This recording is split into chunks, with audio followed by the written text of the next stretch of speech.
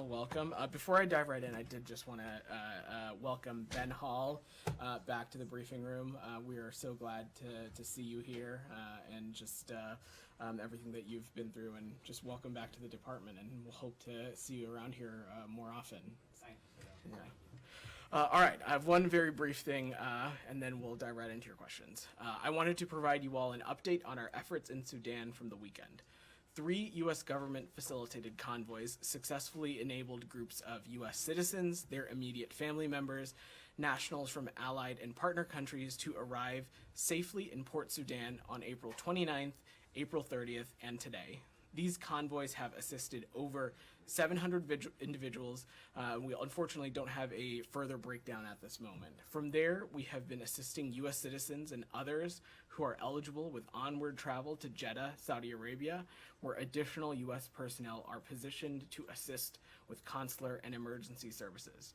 This successful operation would not have been possible without the dedication and bravery of our locally employed staff, who facilitated the movements from Khartoum during an arduous overland journey to Port Sudan. We salute their commitment and applaud their courage. This builds on the U.S. government's efforts to assist the departure of our diplomats, private U.S. citizens, and lawful permanent residents by land convoys, flights on partner aircraft, and by sea. In a multinational effort, the U.S. government, in concert with allies and partners, has facilitated the departure of over 1,000 U.S. citizens from Sudan since the start of the violence. This effort has included intelligence, surveillance, and reconnaissance overwatch, close coordination with partner nations on flights and convoys, and a sustained diplomatic and messaging effort to approximately 5,000 U.S. citizens who have sought our guidance. For those among them who have sought our assistance to depart, we are working tirelessly and around the clock to ensure those who have sought our assistance in Sudan that they are aware of all options for evacuation. More than 200 U.S. government officials have been working around the clock since the start of the crisis, 24/7, to coordinate these efforts with allies and partners to facilitate safe departure of U.S. citizens. Officials within our task force, which comprises interagency experts focused on coordinating logistics, consular, diplomatic, and assistance efforts, are also working around the clock with stakeholders across the U.S. government. Since April 24th, we have moved State Department personnel from Washington, D.C. and overseas missions, including, among others, to Djibouti, Jeddah, Nicosia, and Nairobi to assist U.S. citizens departing Sudan. Additionally, U.S. consular officers are on hand in Port Sudan to provide consular assistance to U.S. citizens. I will note the security environment is dynamic and the positioning of our personnel in Port Sudan may be subject to change. Task force personnel here in D.C. and those supporting U.S. citizens departing Sudan at posts in the region have worked more than 1,200 collective hours based on initial conservative estimates. We have sent and responded to more than 25,000 emails and thousands of phone calls and text messages providing information, coordination, and assistance to U.S. citizens. There continue to be options available on commercial vessels traveling from Port Sudan to Jeddah, Saudi Arabia. For departure from Port Sudan to a neighboring location, U.S. officials stand ready to provide consular assistance to U.S. citizens upon arrival to neighboring countries. U.S. citizens who were not able to take advantage of the several convoy opportunities should reach out to us using the crisis intake form on our website if they have not done so.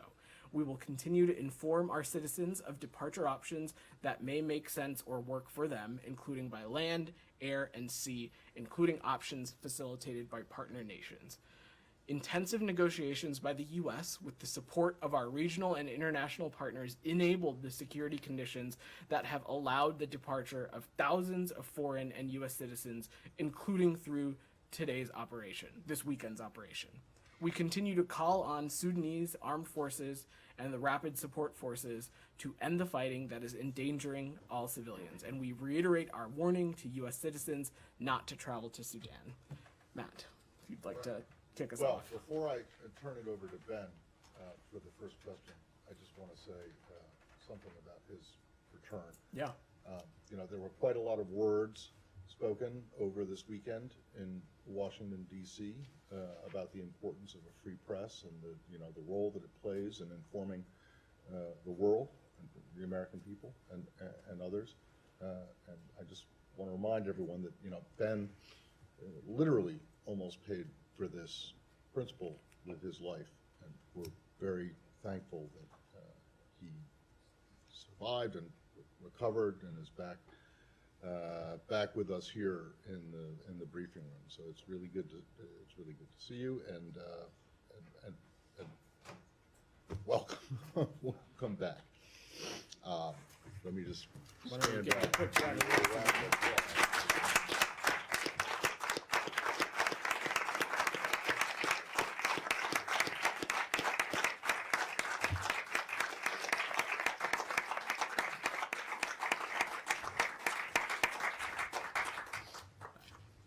And I just want to say again, I obviously didn't work here when you were in a place to not attend briefings, but I am so glad to be up here to welcome you back. So seriously, welcome. I won't take your time too long. I've got questions to get to, but no, I felt all the support from this room. I really did throughout, and it gave me a lot of strength to keep going. So I'm so grateful for everyone who reached out, and I appreciate it all. And I will say that the briefing room was probably the thing I missed most while I was away, being in here. So I'm glad to be back. I'll pass back to you for the first question. Oh, no. Wait, well, really? Well, quickly, I wanted to know about Sudan. I wonder if there are any more convoys which are planned, if we expect to see any in the coming days.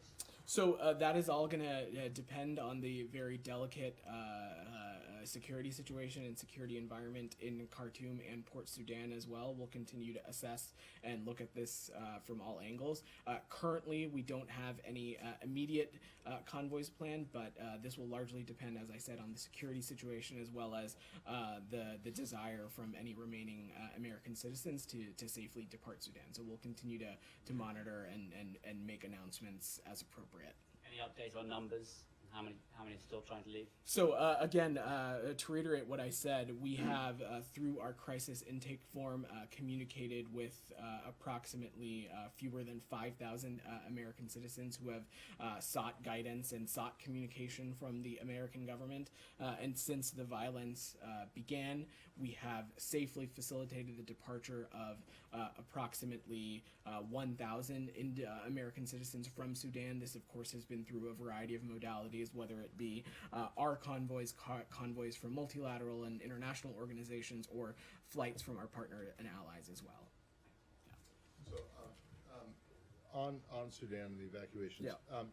So when was this third convoy? What do you mean, Matt? Well, were there three or only two? There were three. The third convoy. So the first one was Saturday. Correct. The second one, and 2 and 3 were on Sunday? 2 was on Sunday, and I believe that I will have to get the exact timing for you, but the third one arrived earlier today, Sudan time. In Port Sudan? In Port Sudan, okay. Correct. And then in terms of, and I know that you guys are not wanting to give the numbers, but I don't see how it could be an issue. How many American citizens or LPRs have the consular staff in Jeddah assisted? Matt, I don't have a specific number for you.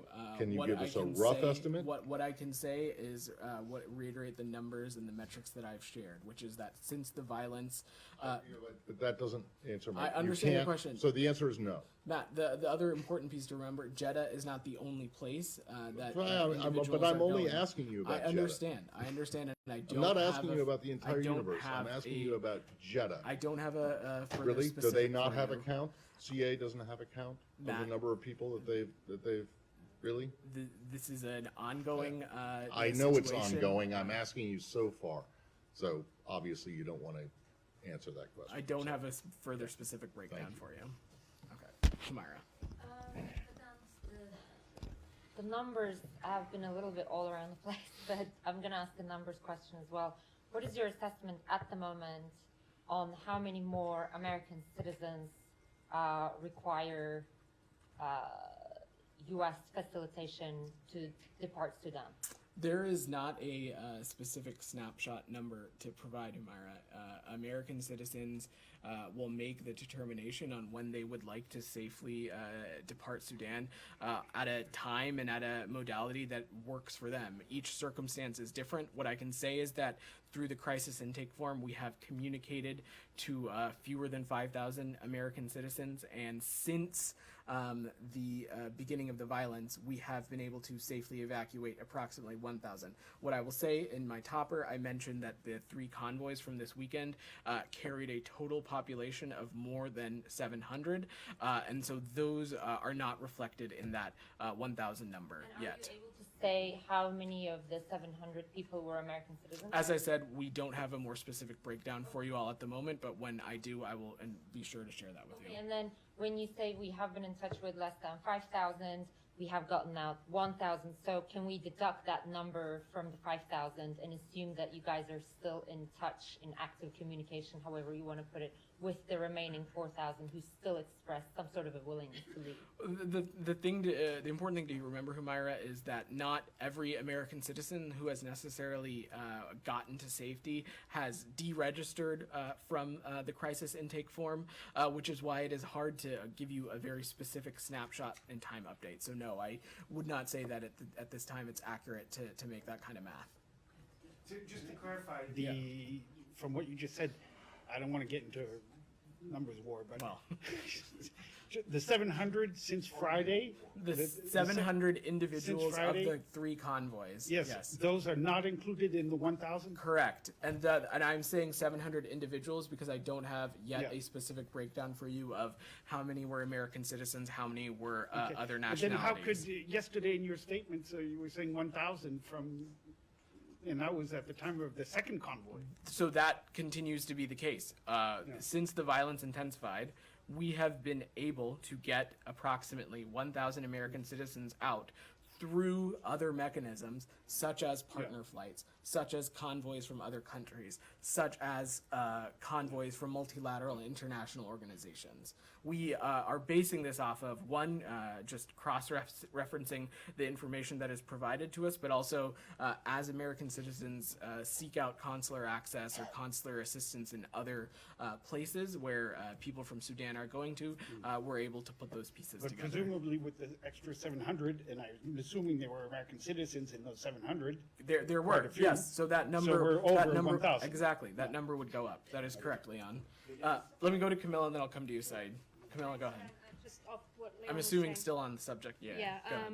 the 1,000 American citizens that have got out, and you said that that's a combination of U.S. convoys and other routes with allies and partners. Would you say most of them have got out through other routes, or would you say most of those have got out through U.S. convoy, or do you have any idea of the breakdown? I'm not going to get into a specific breakdown, Camilla. This obviously is a very fluid and dynamic situation, and we'll continue to offer as much information as we can. And I just have one other question on in Port Sudan. There's some privately chartered vessels that we've heard about. CBS is on the ground there. They apparently have less than 20% occupancy. And they won't sail until they have 80% occupancy. I was wondering if you're aware of any American citizens who've tried to go on those private vessels. I'm not aware of specific cases, but that is something that we're continuing to pay close attention to. And what I will also note is that our convoys, they were not 100% full either. Just given the ongoing and fluid security situation, we were able to take the package of people that we could, and then we're able to safely get them to Port Sudan. But I'm not aware of this specific case. And people on U.S. convoys will be going via U.S. Vessels. There are a number of options available in Port Sudan. Obviously, there was public reporting of a U.S. naval vessel that helped facilitate transfer to Jeddah. There are private ferries. There's a regular schedule of ferries leaving Port Sudan to Jeddah, and so a lot of those options continue to be at our disposal. Said. There's talk or reports that Saudi Arabia may host talks between Hamiti and Burhan. Are you aware of these reports? That would be a question for the kingdom to speak to. What I will say, Said, is that throughout this whole process, of course, Saudi Arabia has played an important role, not just in welcoming American citizens to Jeddah and offering space for our consular activities to take place, but also through the auspices of the Quad, obviously the Emirates, Saudi Arabia, the UK, and the United States. They've we've been an important interlocutor with these two generals in insisting and calling on a ceasefire that have allowed the security conditions for such operations to take place. But I don't have a specific summit to Since you speak to. worked in step with the Saudis on this issue all along, since the fighting broke out, it would be safe to assume that you would be involved in such talks. 100%, Saeed. We have been deeply engaged in these making these ceasefires possible, and these ceasefires being extended.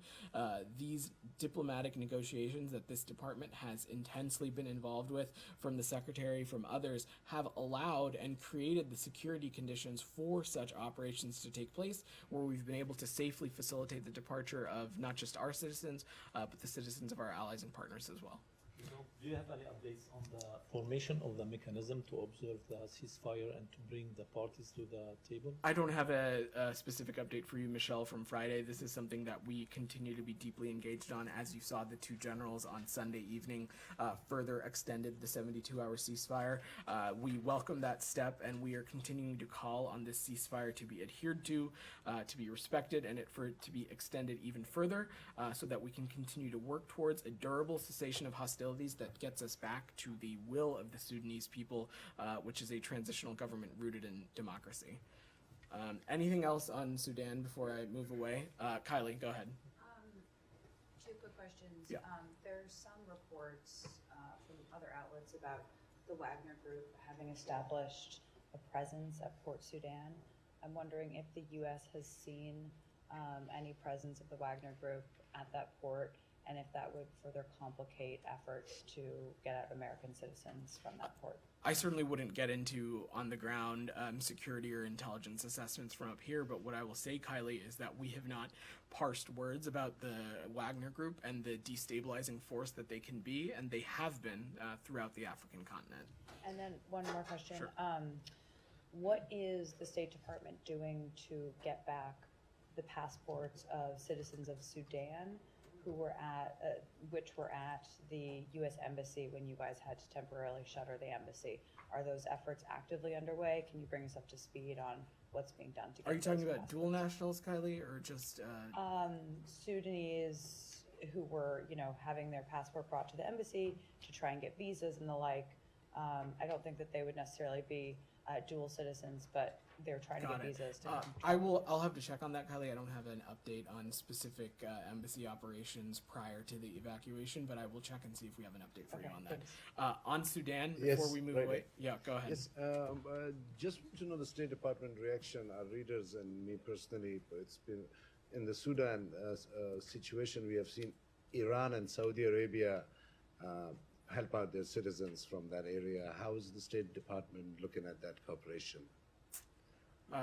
That is something for both of those countries to speak to. I don't have any comment to offer. What I will say is that Saudi Arabia has played an important role in not just welcoming our American citizens, but also through the auspices of the Quad, have been an important partner and interlocutor in continuing to push for the extension of this 72-hour ceasefire. Anything else on Sudan before I move away? Dylan, on Sudan? Okay, go ahead. Want to get through all the Sudan stuff before we work the rest of the room. Go ahead. Yeah, I know you aren't giving us specific numbers necessarily, but do you have confidence that you have a ballpark number of how many Americans are still in the country and want to get out? And I only ask because the Secretary said a week ago he used the term dozens of Americans that had expressed interest in leaving, and obviously dozens strays a lot from ending up having 1,000 citizens plus these convoys of hundreds more leaving. So do you have a ballpark idea of how many Americans still want to get out and how many are there? Dylan, I'm not going to get more prescriptive than the numbers that I've already stated. This is a very fluid and dynamic situation. What I will remind you, and I've said this over the course of last week, is that there is not a snapshot time in moment where every American citizen in Sudan decides that the time is appropriate for them to leave. They are making the best judgment and assessment based on what makes sense for them and their family unit. And so we have sought to offer you all as much information in those processes as we can. All right, moving away. Alex, go ahead. Happy Monday. Minister, today, Secretary met with other Armenian foreign ministers at FSI. We were told by senior officials that discussions have already been successful. Can you just help us unpack that a little bit? Was there anything that happened today that helped you shape your expectations of how things are going to look like in the days ahead? Alex, I certainly am not going to be one to get ahead of the process, but since you've given me the opportunity, what I do want to say is that the U.S. is pleased to be hosting Foreign Minister Mirzoyan of Armenia and Foreign Minister Bayramov of Azerbaijan to facilitate negotiations this week as they work together to pursue a peaceful future for the South Caucasus region. Secretary Blinken was honored to welcome the foreign ministers at a dinner yesterday and attend the opening plenary session this morning at the George P. Shultz National Foreign Affairs Training Center. You know this, Alex, you've covered this issue for a long time. The Secretary believes that direct dialogue is key to resolving issues and reaching a lasting peace. This is something that he's been deeply engaged on. It's something that Senior Coordinator Bono has been deeply engaged on as well, and it's something that we will continue to pay close attention to. And we believe that there is that peace is possible between these two countries, and we are glad to be welcoming them. I'm sorry for jumping the gun. I know this is going to continue for a couple more days, but how does a success look like by your understanding? Alex, ultimately the way for it to be prescriptive is up for these two countries to decide. Ultimately, what we believe is that peace is possible in the South Caucasus. That's what we're looking for, peace and stability between these two countries in the Nagorno-Karabakh region. I'm very quick on the venue. Is there any reason why the ministers are meeting at FSI facility, not in this building or at the Blair House? Is that because it is much more detailed? Well, Alex, it's a newly completed campus, newly constructed, that is reflective of our commitment to updated, modernized diplomacy that's rooted in the 21st century.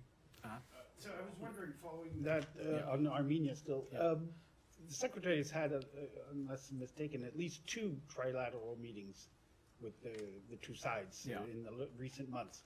He's called several times, according to your statements, the presidents and the prime minister. Armenian.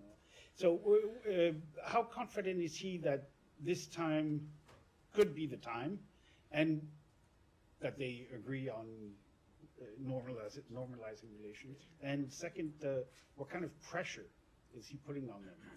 Leon, I'm just not going to get ahead of the process here as we're only on the first day. What I will say is that we believe that peace is possible between these two countries. We think that direct dialogue through diplomacy is key here, and you are right, this is something that the Secretary has been deeply engaged on. He's had the opportunity to convene trilateral meetings as well as speak to the foreign ministers and leaders of these two countries, and we will continue to be engaged on this issue. Yes, but he hasn't been successful so far in all these recent, in all the past trilaterals. So what makes this one different? Again, Leon, I'm just not going to get ahead of the process here, and I will let the two countries speak to their own efforts on this. Go ahead, follow up in the back. Yeah. Correct the information that the foreign ministers of Armenia and Azerbaijan might stay longer in Washington and have more meetings during the upcoming days? That's my first question. The second one is the government of Azerbaijan has disregarded all calls previously made by also the Department of State to unblock the road, the Lachin corridor. I was wondering if this administration has any other steps, considers any other steps to take in order to make sure that the road is unblocked and that the nearly disastrous humanitarian situation in Nagorno-Karabakh improves. Well, let me say a couple things. First, I will let the two ministers speak to their own schedule. I don't have anything to offer or update on that. And secondly, we have not parsed our words about the need for the free flow of traffic and people and commerce through the Lachin corridor. That continues to be the case, and it's something that we will continue to raise directly with our Armenian counterparts. Go ahead. Yeah, please. I have a question about some news out of Turkey. Sure. The Turkish president announced that in an operation by the Turkish intelligence, the leader of Daesh or ISIS has been killed on Saturday. Does the United States confirm that, first of all? So I've seen those reports, and it's not something I'm able to confirm at this moment, and I would let the government of Turkey speak on this about more information. Obviously, if it is in fact true, this would be welcome news. And as you know, the United States has been waging a campaign with our international partners to degrade ISIS, and we have had success and will continue these efforts. U.S. forces remain in Syria solely to support this enduring goal of defeating and degrading ISIS. Can I just a quick one? Sure. We've had some exchanges here as well that the Turkish military presence in Syria, in northern Syria, has been destabilizing at times, according to the United States, for the fight against Daesh. How would that? Can you speak to that a little bit? Because what I will just say broadly is that this is something that the United States is deeply committed to. We, as I said, have forces that remain in Syria solely to support this enduring defeat of ISIS. And candidly, we have always appreciated Turkey's valuable contributions to defeat ISIS as well. Go ahead, Jackson. Thanks, Vedant. Will the State Department comply with the House subpoena to turn over the Afghan descent cable due by close of business today? If not, why? So, Jackson, you've seen me speak about this a great deal before. What I will reiterate is that we have communicated with the House Foreign Affairs Committee with an offer that we believe is sufficient for them to conduct their appropriate oversight duty. That has included a written summary of dissent coming out of the embassy in Kabul and others. It has also involved a closed-door classified briefing to the House Foreign Affairs Committee on these topics. And so we believe that we have aptly engaged the committee, and I don't have any further updates to offer on what next steps will be. We continue to engage directly with them. And Senator Ron Johnson today alleged that Secretary Blinken lied to Congress during a December 2020 interview about never emailing, Hunter Biden. The senator claims he has emails showing otherwise. Does the department have a response to these allegations? This is not a State Department issue, and so I don't have any comment for you from here. Go ahead. Thank you for that. Assistant Secretary Barbara Leaf is in Baghdad, and she met with the Iraqi Prime Minister and scheduled to visit Erbil. Will the Assistant Secretary touch the Karachi oil exports stoppage to the international market, as it is the main concern of the U.S. oil companies in the region? And I have learned that the U.S. companies have sent letters to the State Department to have more engagement to this matter.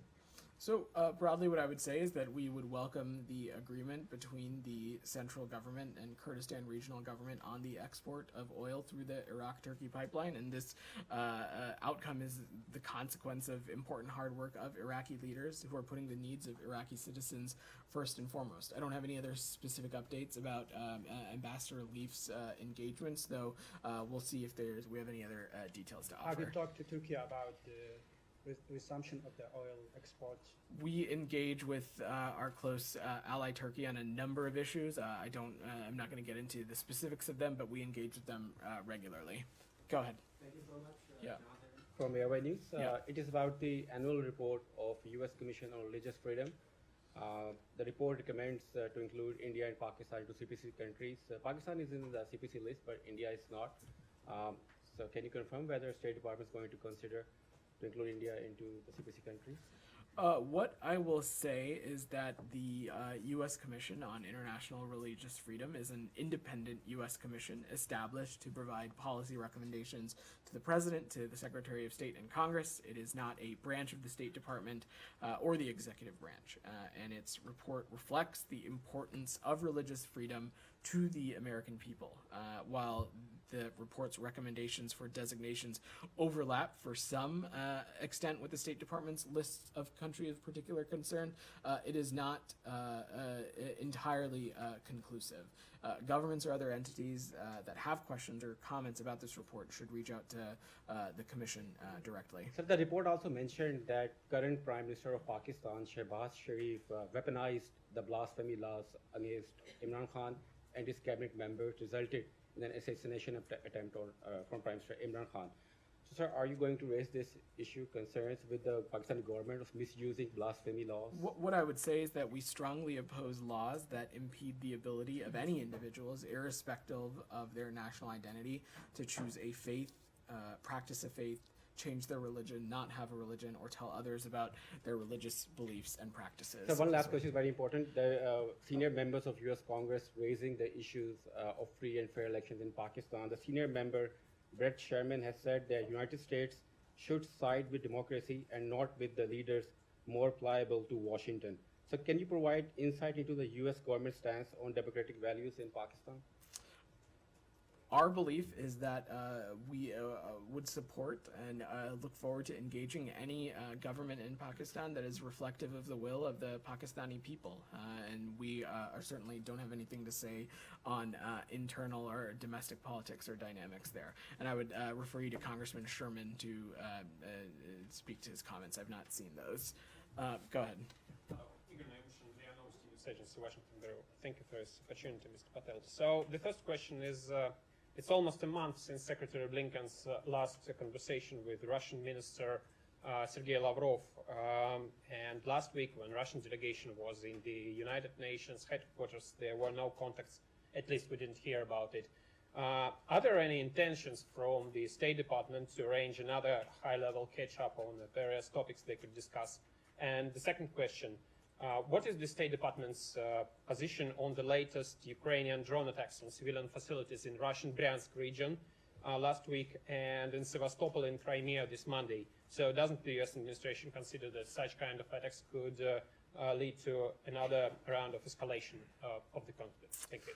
We have no plans to meet or engage with Foreign Minister Lavrov. The Secretary had the opportunity to speak with him at the beginning of this month, where he was very clear in his phone call about the need to release wrongfully detained American citizen and Wall Street Journal journalist Evan Gershkovich, as well as to release wrongfully detained American citizen Paul Whelan. As a part of your second question, I will let our Ukrainian partners speak to their specific operations that they decide to undertake, but I think it's really, really important for all of us here to collectively remember that there is one country aggressively invading, trying to erase the borders of another, and that is Russia trying to invade Ukraine, erase its borders, erase its national identity. And so what the United States is going to do is going to stand with our Ukrainian partners, as we have done so, and we are going to continue to take steps to hold the Russian Federation accountable as well. Go ahead. Also on Russia, Jill Ruby last week said that the US would welcome the beginning of talks on a new treaty with Russia to nuclear weapons instead of the New START. Can you confirm that? Who said this? Jill Ruby. She's the chief of the National Nuclear Security Administration. I've not seen those comments. I just don't have anything to offer on that. I have another question. Turkish Foreign Minister Çavuşoğlu said last week that Russia didn't actually get what it was promised to her as part of the grain deal. Do you believe that Russia benefited from the grain deal? I think the entire world benefited from the grain deal because it has taken steps to ensure that food and grain is not weaponized and that important food and grain and food products are able to get to countries who need it. And it is another mechanism in which that we've prevented the Russian Federation from weaponizing food. Did Russia benefit from the grain deal? The whole world has benefited from Ukraine's ability to ship its food to the places where it's needed to go. Go ahead. Not you, Janny. Yeah. Thank you. I have two questions.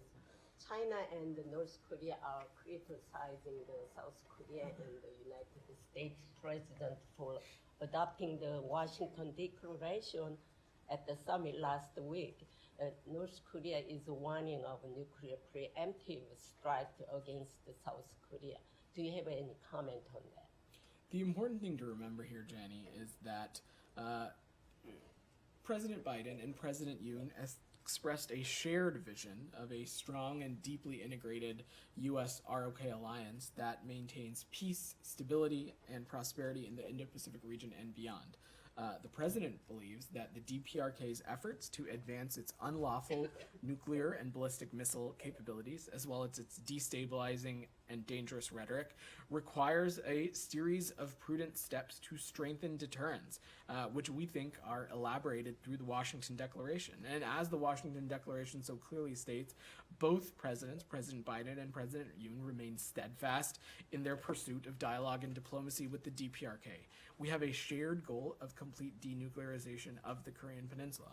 On China, that the U.S. briefed China in advance about the Washington declarations. But why does China say it will retaliate against South Korea? That is a question for the PRC, Jenny. What I will say, I'm certainly not going to get into the specifics of our diplomatic engagements and how we notify and engage with countries, but our relationship and alliance with the ROK is deep-rooted. This, as you know, this past week we celebrated the 70th anniversary of relations with the Republic of Korea, and this state visit was an important opportunity to mark that historic occasion. And so there's no reason for the PRC to overreact or to turn this into something that it's not. Go ahead. Yeah, go ahead. Follow up on the ISIS leader killed in Syria. So he replaced Ibrahim al-Quraishi, the former leader that was killed by the United States in February. Have you contacted the Turks, or should we expect a communication between Turkey and the United States with respect to this guy? So I think I answered this question fully to my ability when answering your colleague, but I will say again that I'm aware of these reports. I'm not in a place to confirm them at this time, and for anything additional on this, I would have you speak to the government of Turkey. What I can say though is that the United States has an enduring commitment to defeat and degrade ISIS. That is why we continue to have forces in Syria for this very goal, and we have been waging a campaign with international partners to degrade ISIS. And I will say is that we have always appreciated Turkey's valuable contributions in this effort. I just wondered, given the value of the target, is there a specific reason that there's no communication with respect to that specific news between the Turkish and American governments? I didn't say that. What I said was that I'm not in a place to confirm it, and I would have you speak to the government of Turkey for further details. As it relates to communicating with our Turkish allies, we engage with them closely on a number of issues, including security concerns in the region, and will continue to do so. Said. Syria. The ancient city of Jericho has been under siege for the past 9 days by the Israeli occupation army.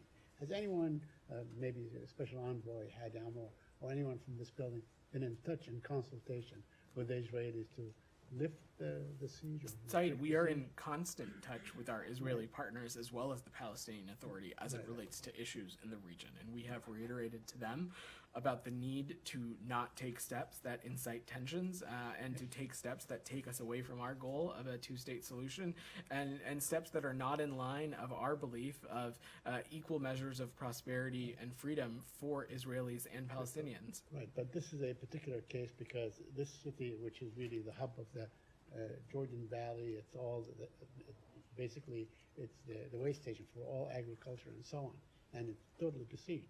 No one has been in touch with them as far as you know? Said, I'm just not going to get into specific tit-for-tat conversations. We engage with our Israeli partners and the Palestinian Authority quite regularly. And on Syria, very quickly, in Jordan there was a meeting held today with Jordan hosted a meeting, Amman hosted a meeting for Syria, Iraq, Egypt, Saudi Arabia to talk about, reintegrating Syria into the Arab world. Do you have any comment on this? Jordan is one of your closest allies. Did they consult with you beforehand or afterwards or anything? Again, we engage with our Jordanian partners closely on a number of issues. I'm not going to get into the specifics of those, but what I will say is, as it relates to your question, we have seen those reports and understand that a communique was issued by the participants talking about their efforts to reach a solution relating to this crisis in Syria that is consistent with UN Security Council Resolution 2254. And we continue to believe that a political solution as outlined in 2254 remains the only viable option to the conflict, and we continue to work with our allies and partners as well as through auspices within the UN to implement 2254. So you find the communique satisfactory? I'm not going to parse that from here, Saeed. What I will just say is that I will let these other countries speak to that. Go ahead in the back. So the French daily Le Monde has recently reported that ahead of the upcoming NATO summit in Vilnius, there is a discord among the Western allies and on the prospect of Ukraine membership in NATO, and it said that the United States are the most hostile towards, the potential accession of Ukraine. Is that accurate? And if not, what is the position? What I would say is that we are stand by NATO's open door policy. This obviously is a collective decision, and it would be something for the entire alliance to determine. What we are focused on now is ensuring that we can support our Ukrainian partners to take on the challenges that they are facing currently, and that is immense Russian aggression, Russian targeting of civilian and energy infrastructure, Russia having no disregard for the simple basics of the UN Charter as it relates to territorial integrity and sovereignty. So that's what we're continuing to be focused on. Sure. Putin last week signed a decree allowing the deportation of Ukrainian citizens living their own land, which was occupied temporarily. It's a continuation of Ukrainian genocide, isn't it? Alex, I'm not going to put a definition on it. What I have been very clear about from here is that we have seen members of Russian forces commit atrocities, but largely what we are doing is we are doing everything we can to continue to support our Ukrainian partners to ensure that they have the tools and the systems necessary to defend themselves, to put them in the best position possible for a possible negotiating table, and we'll also continue to take steps to hold the Russian Federation accountable as well. Rio in the back. Today, President Biden will meet Philippines President Marcos at the White House, and they are expected to announce a new bilateral defense guidelines. What would be the significance of a new U.S.-Philippines defense guidelines given the increasing threat from China in the South China Sea and in the Taiwan Strait? I'm certainly not going to get ahead of the president, but President Marcos's visit offers the opportunity to further deepen our bilateral economic ties, strengthen our security alliance, and renew our commitment to addressing some of the world's greatest challenges, including global food security, including addressing the climate crisis. It's also an opportunity to discuss regional matters and promote a free and open Indo-Pacific, while also coordinating on efforts to uphold human rights, democracy, and international law as well. Go ahead. Thank you so much, Mr. Patel. About Bangladesh, as everybody know that United States is one of the important supporter of Bangladeshi democracy, and this week Bangladeshi Prime Minister is visiting here World Bank and International Monetary Fund, and yesterday Managing Director of IMF and also the President of World Bank praised her leadership in development in Bangladesh. You know that in Bangladesh approaching a national election very soon. How would the US navigate a situation where in Bangladesh another party refused to participate in a nationwide election and may later claim it to be an unfair and unjust election? As it relates to elections, what we want is we want elections to be free and fair and to be reflective of the will of the Bangladeshi people. I don't have anything else to get into that beyond, as it's an internal domestic election. What I will say broadly, though, is that the U.S. and Bangladesh last year celebrated 50 years of diplomatic relations, and we look forward to continuing to deepen those relationships. We have a number of areas where we have the possibility for immense cooperation and engagement, whether that be climate change, whether that be the economy, addressing the humanitarian crisis, and other things as well. Thank you so much.